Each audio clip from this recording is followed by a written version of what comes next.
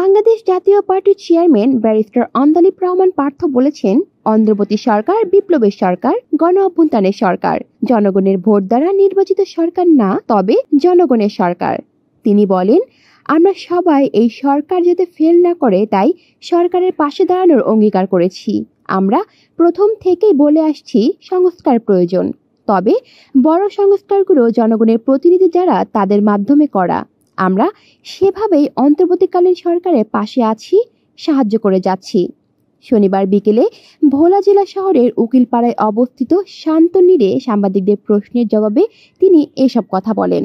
আন্দালিব রহমান পার্থ বলেন, ইউনূস সাহেব বরাবরই বলেছেন, আমরা শুনেছি নির্বাচন ডিসেম্বরে হবে কিংবা ডিসেম্বর থেকে জুনের মধ্যে হবে যদি বড় বড় রাজনৈতিক দলগুলোর সঙ্গে একমত হয়। আমি এটা বিশ্বাস করতে চাই, নির্বাচন ডিসেম্বর মাসের মধ্যেই হবে এবং প্রয়োজনীয় সংস্কার যেগুলো হবে না, ভবিষ্যতে জনগণের সরকার যে হবেন তারাই করবেন। কলি শিকদার, বাংলা নিউজ নেটওয়ার্ক।